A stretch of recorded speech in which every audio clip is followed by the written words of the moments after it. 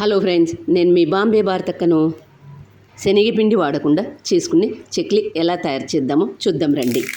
ఈ చెక్లీలు ఎంత గుల్లగా ఎంత క్రిస్పీగా వచ్చాయో చూడండి. ఒకటి తింటూ చూపిస్తాను. ఆ సౌండ్ వింటేనే అర్థమవుతుంది కదా ఎంత క్రిస్పీగా వచ్చాయో చూడండి. చెక్లీలు బొంబాయి రవ్వ లేదా సూజీ అంటారు. 1 కప్.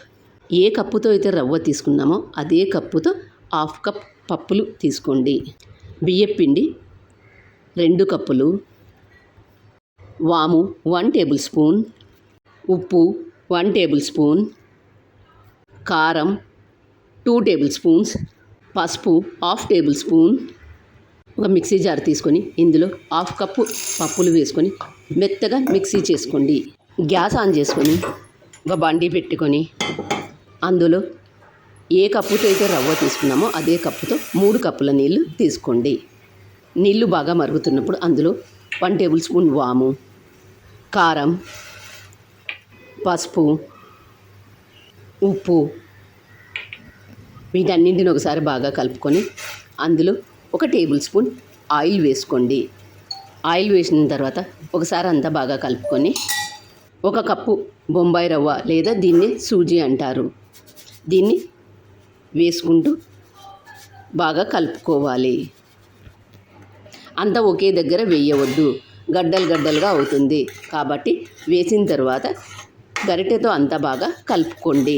ఎక్కడ ఉండలు లేకుండా అంత బాగా కలుపుకోండి. ఇది బాగా దగ్గర అయ్యేంత వరకు ఉడికించుకోండి. ఎక్కడ ఉండలు లేకుండా చూసుకోండి. ఇదంతా బాగా దగ్గరకు అయిన తర్వాత గ్యాస్ ఆఫ్ చేసుకోండి. వెడల్పాటి ఒక ప్లేటుని తీసుకొని అందులో పొడి బియ్యపిండి 2 కప్పులు వేసుకోండి. ముందుగా మనం మిక్సీ చేసుకున్న పప్పుల పొడి 1/2 కప్పు వేసుకోండి. పప్పుల పొడి జల్లించి వేసుకోండి.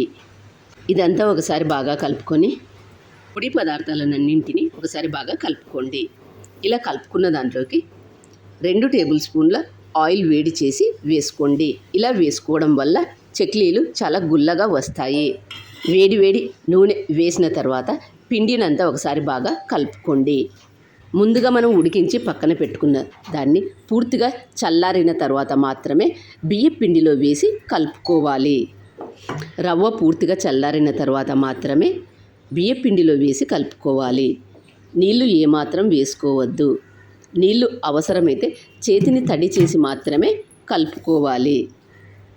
ఇలా కలుపుకున్న పిండిని చెక్లాల మౌల్డ్ తీసుకొని ఆయిల్ అప్లై చేసుకోండి. ఇలా చేసుకోవడం వల్ల చెక్లి 3 రంధ్రాల గల బిళ్ళ అందులో వేసుకొని ముందుగా మనం కలుపుకున్న పిండిని అందులో పెట్టుకొని మూత మూసుకోండి.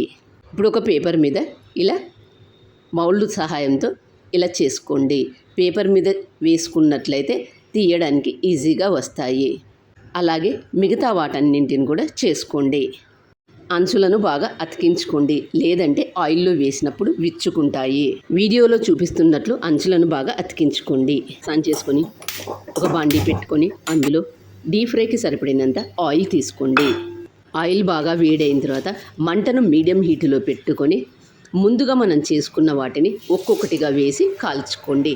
మంట హైలో పెట్టుకోవద్దు. మంట హైలో పెట్టినట్లయితే పైన కాలుతాయి, లోపల సరిగా కాలవు. ఒక సైడు కాలిన తర్వాత మరొక సైడు తిప్పి వేసుకోండి. అలాగే 2 వైపులా కాల్చుకోండి.